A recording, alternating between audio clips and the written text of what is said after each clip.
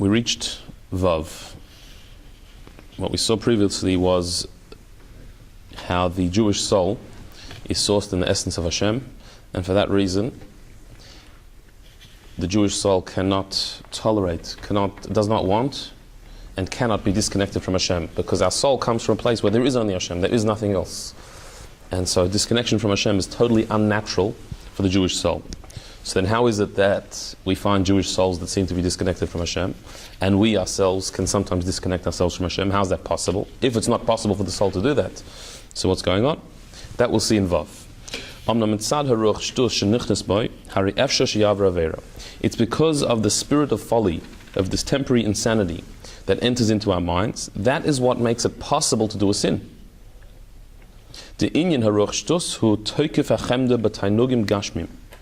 What is this spirit of folly? What is the craziness that enters into us?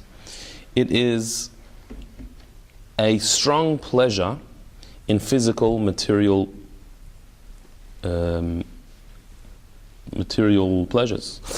And that's where it comes from. And here we're talking about physical pleasures that are permissible according to Torah. We're not talking about forbidden pleasures. We're talking about permissible pleasures, kosher pleasure, but physical. Why? What's wrong with that? What's wrong with physical pleasures that are kosher? If it's not kosher, if it's forbidden, if it's a prohibited activity, okay, fine. That disconnects us from Hashem. Why would pleasure that is permissible be called a ruach shtus, a spirit of folly that disconnects us from Hashem? You're not doing any service of Hashem.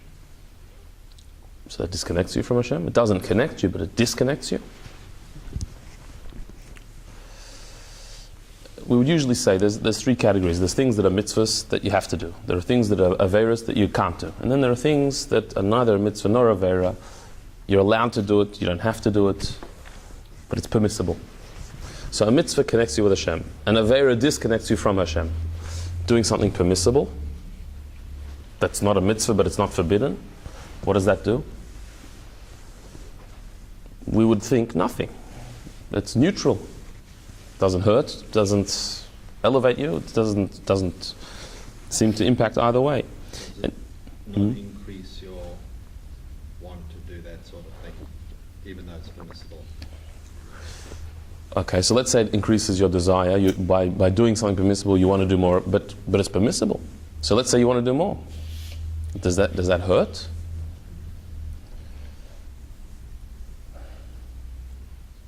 Sometimes it's like the story with the chin. You stop eating because you had tonic. But why? Why? What's wrong with it? What's wrong with? Isn't it one or the other? Like you can turn it into a mitzvah. So like the pleasure on Shabbos, but like during the week, it's for something else. Like it's either one or the other. It's either used for. So there's not really neutral. No. It's if I just eat and I do it without an intention, any holy intention, but what I'm eating is kosher, and I'm eating and enjoying the eating, that's a sin. But you're fueling that side. Could lead you. It could lead to Someone just wanting to overeat, for example, in that example. mm-hmm. It gives you energy to do bad or good. So it's either one or the other. So that's neutral. Then what you do next is that changes it. Mm-hmm. But here it's saying that a strong pleasure, taking pleasure, not the act, but the pleasure in the doing the permissible thing, enjoying the permissible physical thing, that is the ruach shtus. That is the spirit of folly. Why? What is it? Okay, it's a permissible activity. You haven't sinned. But by the fact that you are so involved in it,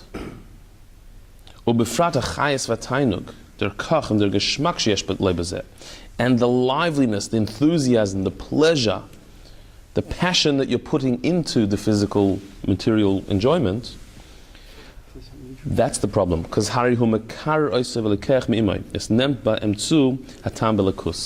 because it will cool off for you, and it will take away from you a sense, a pleasure in godliness. This is the issue. It's not that what you're doing is innately sinful. It's not sinful. It's kosher. It's permissible. What you're doing is fine. The act is fine. But the enthusiasm, the passion in the act of physical pleasure, that's the problem.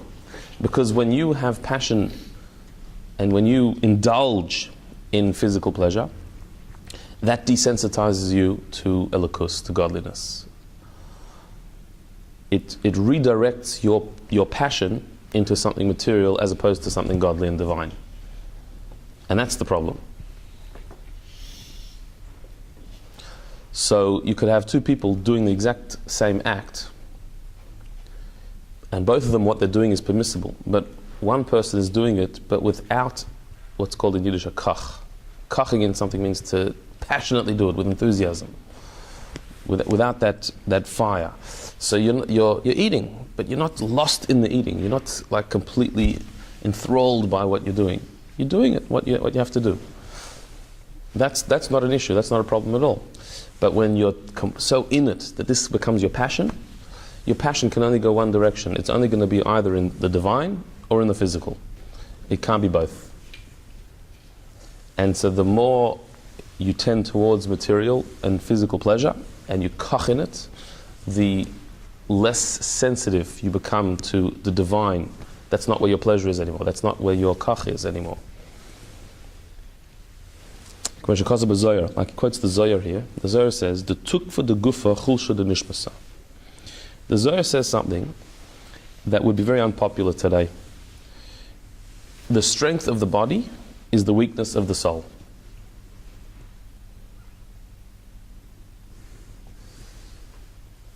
Right, today people are very into strong, healthy bodies. Here it's saying this: if the body's strong, the soul is weak. See that all it's What the tzaddikim always had: weak bodies, unhealthy, unfit. for sure. So the Rebbe points out that that's actually not the point here. It's not saying that you should be weak, unhealthy, and unfit. That's actually not the point of the Zohar. The Rebbe proves it. When the Zohar says the strength of the body is the weakness of the soul, it doesn't mean literally the strength of the body. Because on the contrary, on the contrary, a healthy body, a healthy and complete body, is one of the ways of serving Hashem, which is a quote from Rambam. You're supposed to have a healthy body. A healthy body is a way of serving Hashem. You can't do mitzvahs properly, you can't learn Torah properly if you're not healthy, if you're not thinking straight, if you're not fit. You can't get up in the morning to daven when you're lethargic. You can't do mitzvahs with your full being if your body's not functioning properly. So the health of the body and the fitness of the body is a way of serving Hashem. So if the Zohar says the strength of the body is the weakness of the soul, it can't be saying that it's bad to have a strong, fit, healthy body. That's not what it's talking about. Look, and Also the soldiers and in the Torah.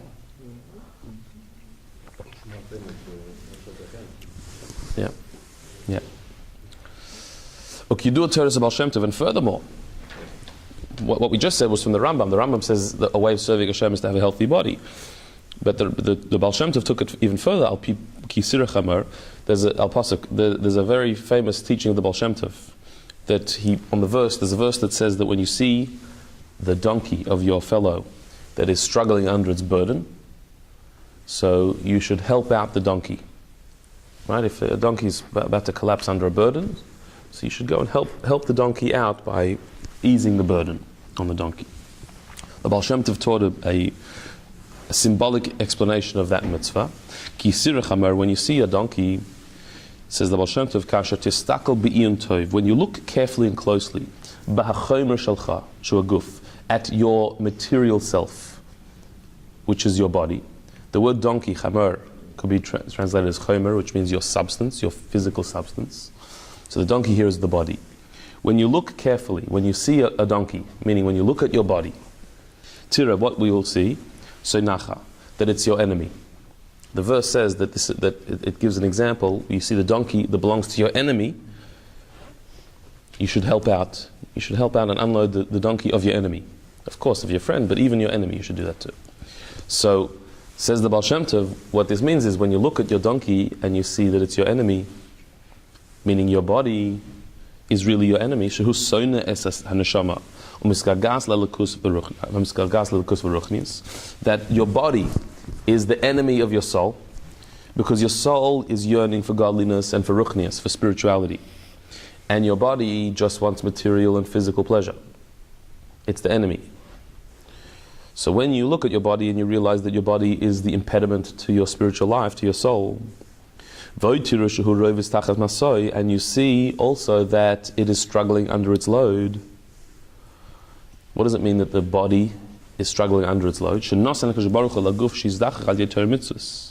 Because Hashem gave a load, a burden to the body, that it should become purified and elevated through Torah and mitzvahs. That's the load that the body has to carry. But the body is lazy to do that. It's struggling under the load. The body can't be bothered. So when you contemplate the fact that your body is your enemy, the enemy of your soul, it's got a load that it's carrying, but it's struggling under it. It's not fulfilling its mission. It doesn't want to be bothered to do mitzvahs. Your body is the blockage that's stopping you from doing what you need to be doing. So what should you do? When you realize that the thing that is holding you back from your spiritual fulfillment, from connecting to Hashem, is your body, and its laziness, its lethargy, its caused physical and material distraction. When you realize that this is the problem, what should you do? So the top of the next page. You might think that I'm not going to bother helping it.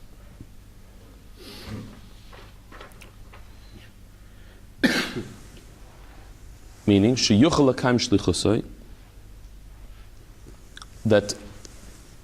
that you'll be able to fulfill your mission. Because if you start to break it, in other words, you see that the body is not helping, so we're going to break the body. To fulfill my mission, I'm going to have to break the body. Not help the body, but break it. So you start sigufim.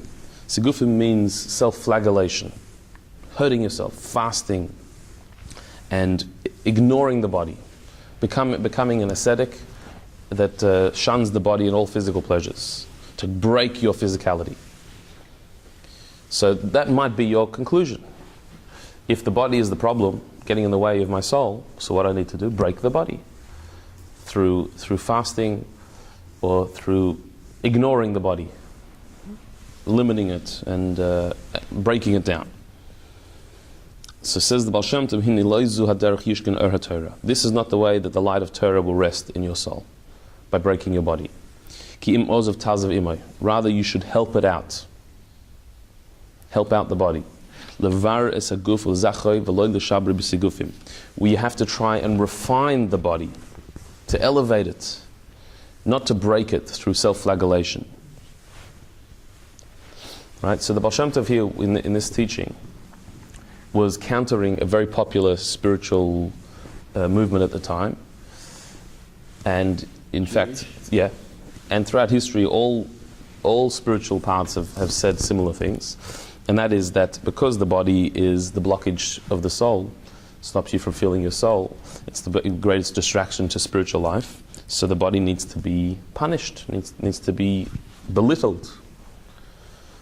And so the more you avoid physical pleasure, and the more you downgrade the body and its power and its strength, the more soulful you'll become.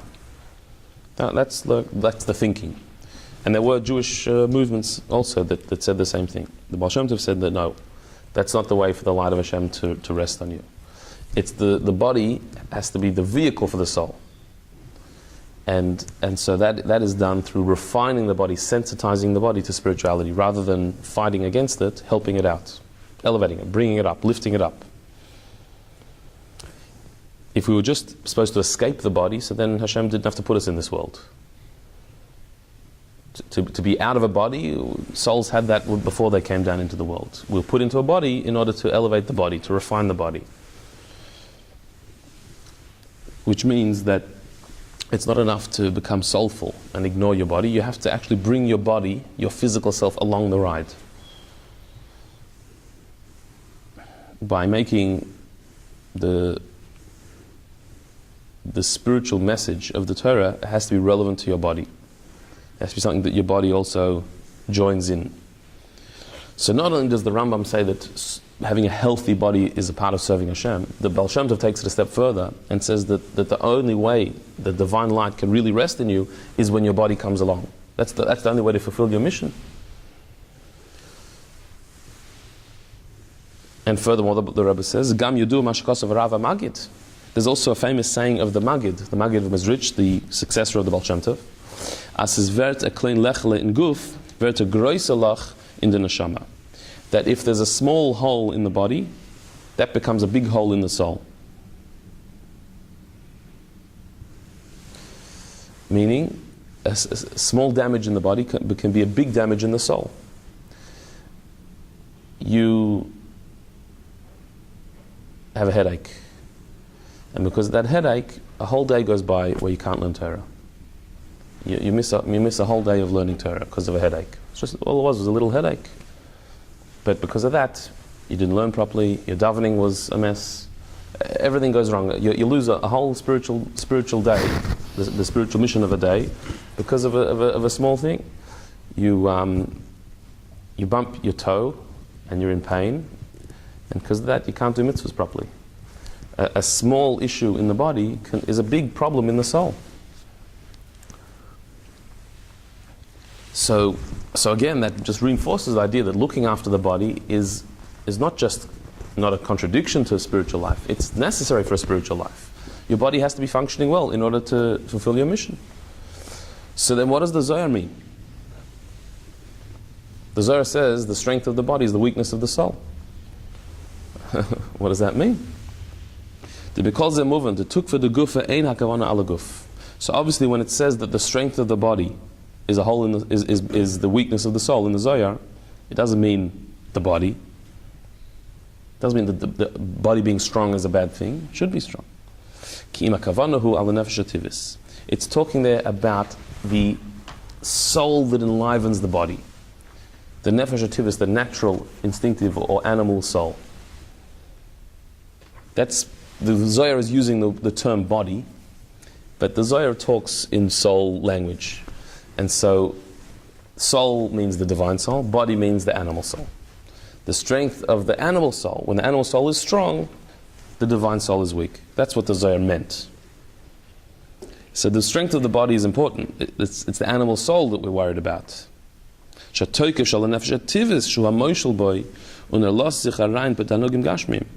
It's the strength of the animal soul. When the animal soul dominates your personality, and it drags you into material pleasures, to become enthusiastic and passionate about physical pleasures. Even though we're talking about kosher things, permissible things, it cools off the warmth that you should have for holy pursuits. And it takes away your flavor in godliness. So, when the Zohar says the strength of the body is the weakness of the soul, it's talking about bodily pleasure.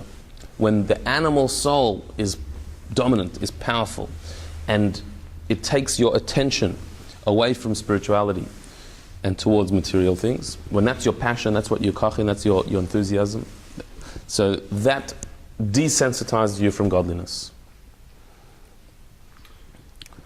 So in other words, the body is not so much the problem. It's the desires of the body, which is the animal soul. So would it be fair to say in those kind of physical pleasures, their ability to appreciate spiritual pleasures is diminished. Correct. That's what it's saying. That when you're into physical pleasure, you don't appreciate, you don't have a sense for spiritual pleasure. So, in other words, someone who indulges in the physical can't understand that there's any pleasure in the spiritual. How can you enjoy davening? How can you take pleasure in learning Torah? Like somebody who is physically indulgent, they can't even understand that it's possible. They don't see what do you get out of that? What if it brings them closer to an appreciation of God? How? It's something that He's produced. You can't koch in the physical pleasure and find God in it. If somebody who davens, somebody who has a sense, a pleasure in spirituality, can appreciate Hashem in the physical world.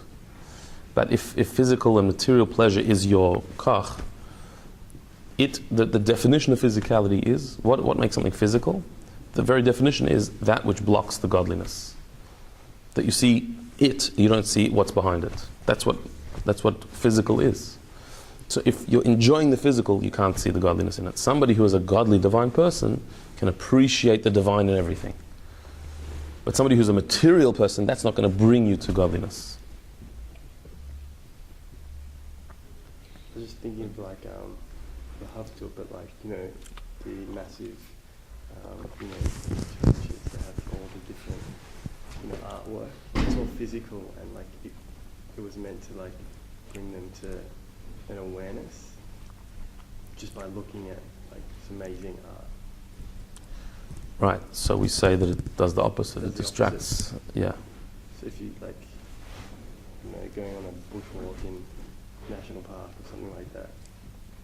So again, if you already have a sensitivity to godliness, then you go on a bushwalk and you see nature, you can find Hashem in the nature. You can see Hashem in everything.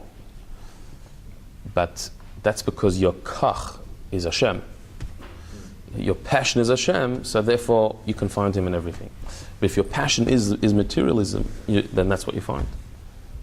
Okay, I don't want to divert too much, but I mean, you can physically exercise your body very intensively, and you can think Hashem sustains me when I do this. Yeah. But you really are in the physical.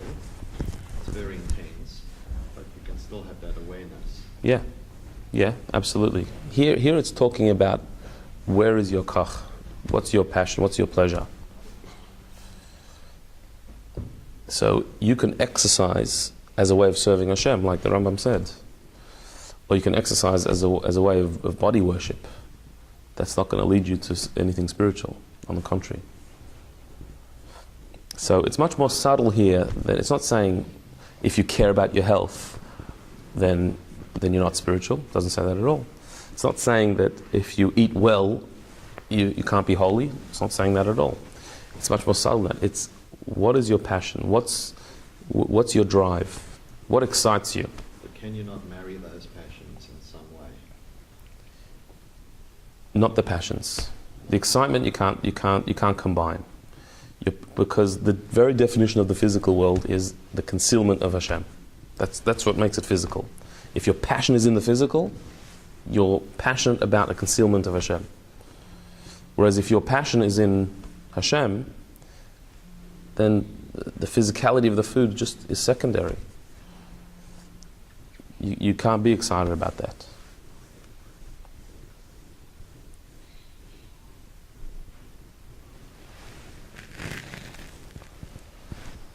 So that's what the Zohar is saying, is when your passion is in the body, when your passion is in the Nefesh HaBahamis, that is going to weaken your soul. That's going to desensitize you to godliness. And doing a mitzvah is not going to be interesting for you. Davening is not going to be pleasurable. Learning is not going to, you're not going to have a drive to learn Torah. You become desensitized to the divine pleasure. That's why, interestingly, there's a verse that we quoted earlier referring to the future times when Mashiach comes, it says that Hashem will irrigate the river of Shittim.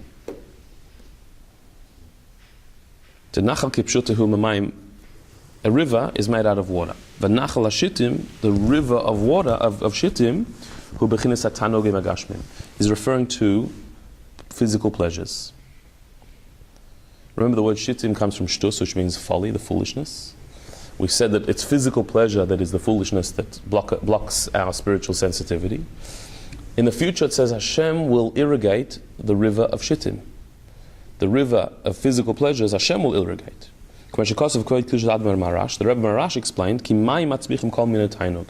Water represents pleasure because all pleasures are fueled by water.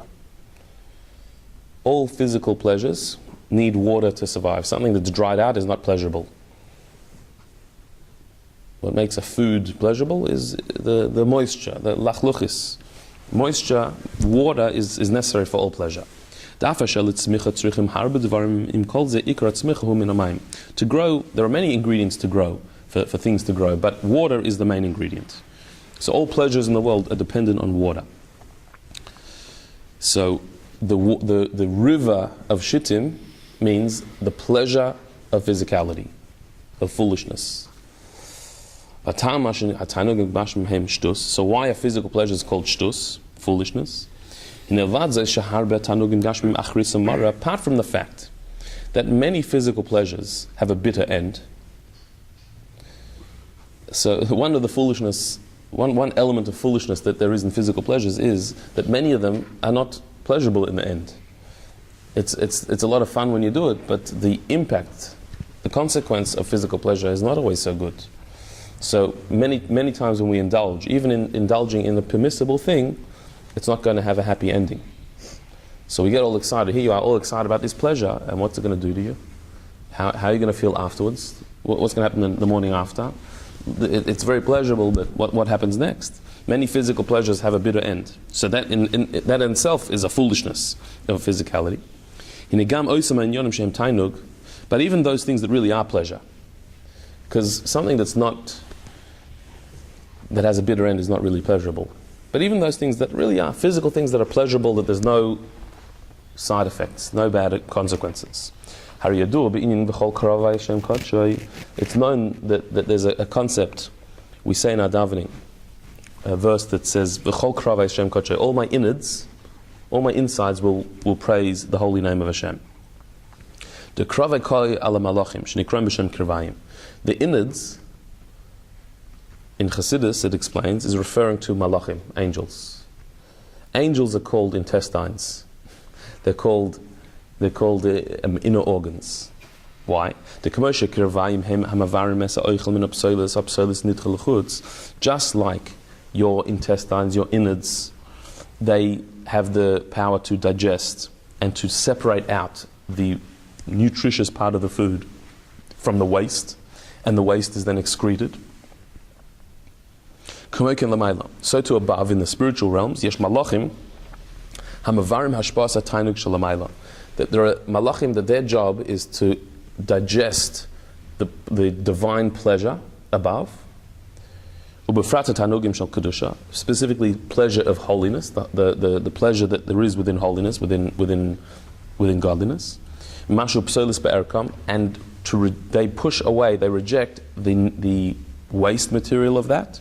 And that's what comes down here in this world. And that's where physical pleasure comes from.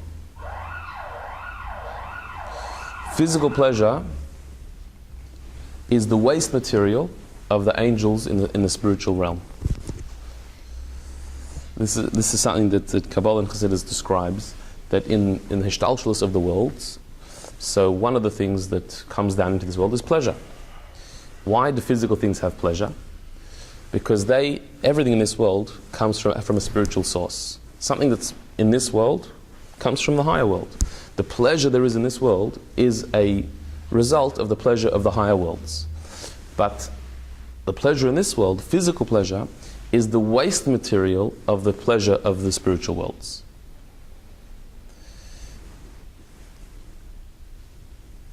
In other words, there's a concept of spiritual pleasure, and that spiritual pleasure is digested by angels. Then there's an excrement that comes from that spiritual pleasure, which comes down into this world, which is called physical pleasure. So physical pleasure is the waste material of spiritual pleasure.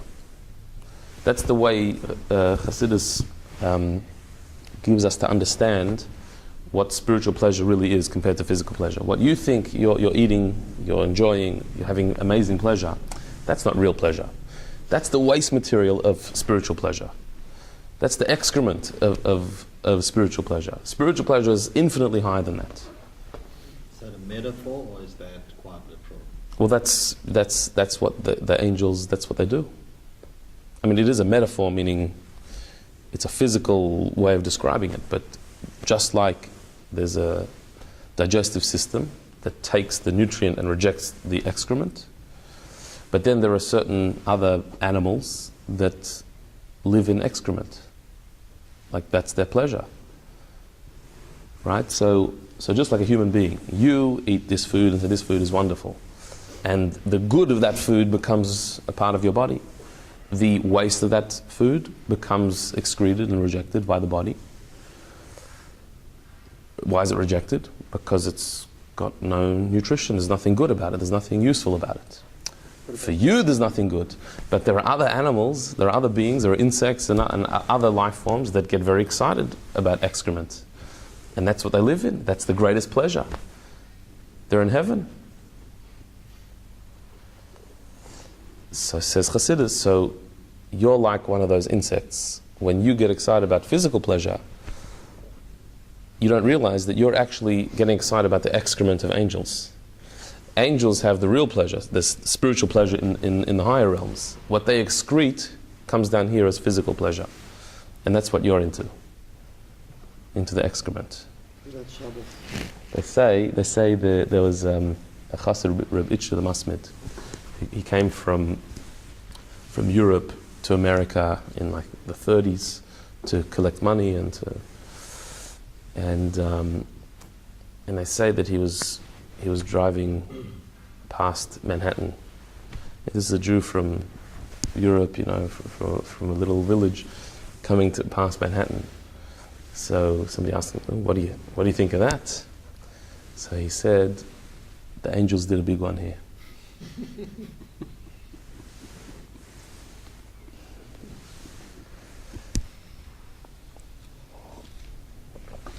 There's a lot of physical pleasure here. It's amazing. But what is it? It's the reject of spiritual pleasure. He wasn't impressed.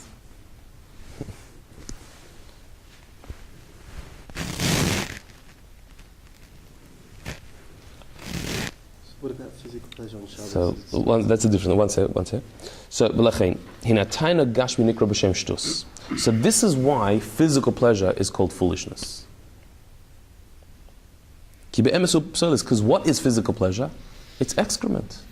It's that which was rejected from spiritual pleasure. It's the waste material.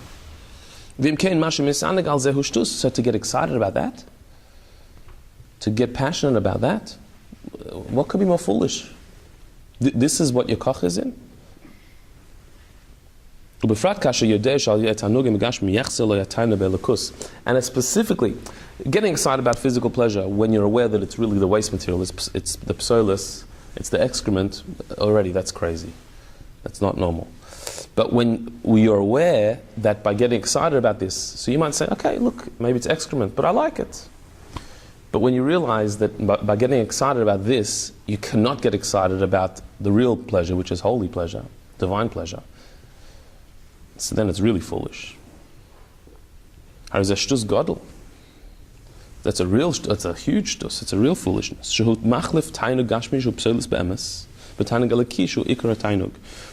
exchanging the physical pleasure, which really is excrement, for divine pleasure, which is real pleasure.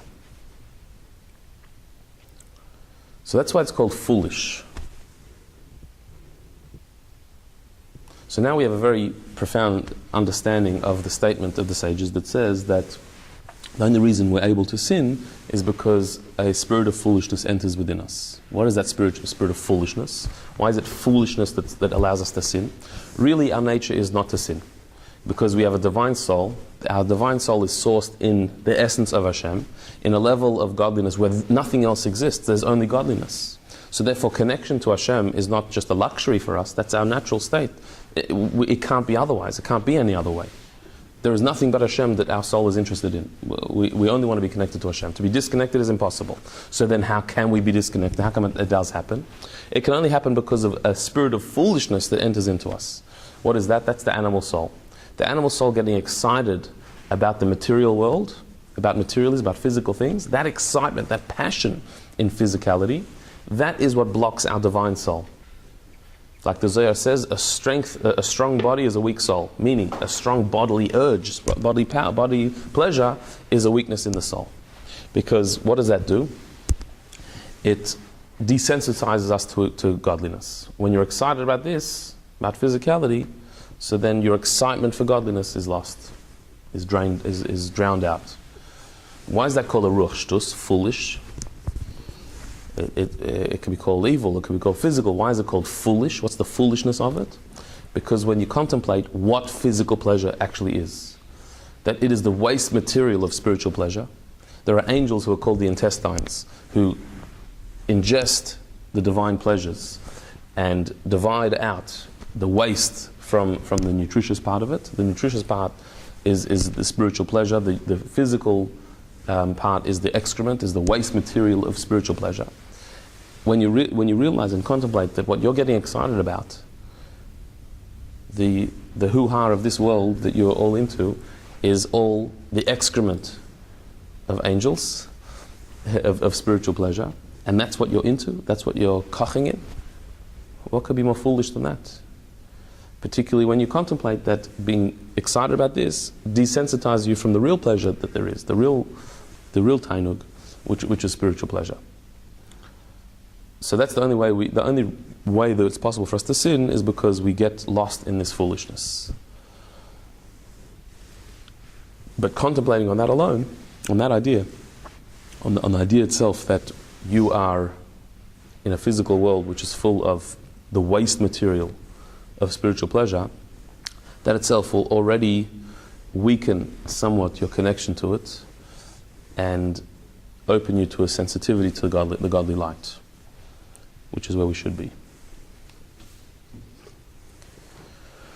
So you're asking about Shabbos. That's a mitzvah. Shabbos, it's a mitzvah to... But it's different, you're saying? Because there's a mitzvah, because there's a mitzvah, so it's the mitzvah that's the content of what you're doing. Like any physical object you do a mitzvah with. Yeah. The pleasure of eating is a mitzvah on Shabbos. So that's bringing the holiness all the way down into the physical. But the physical on its own is the waste material. Yeah, but during the week also, by making bracha, it's also bringing Hashem into your food. Right. So that's not pleasure in food. That's saying a bracha on food. That's recognizing Hashem in the food. It's the pleasure here. It's not the food itself. Nothing wrong with the food. It's the pleasure in the food that's the waste material. So what's the pleasure on Shabbos supposed to be? What's the... There it's a mitzvah. It's there because the whole world is elevated on Shabbos. There's what's called Aliyas HaOlamus, which means that the physical world is elevated to a higher state. So therefore, the physical food, the enjoyment of the physical food, is now on a higher plane. It's not the waste material of down here. It's like it is in the heavens. Eating on Shabbos is like a spiritual pleasure. But you could still see physical pleasure of it. It's possible because you can. Then you're outside of Shabbos. Yep. If you're in Shabbos, so then if you're in a Shabbos world, so then the physical eating is elevated. The world is elevated. So it's not the waste material now. It's physical. It's spiritual pleasure.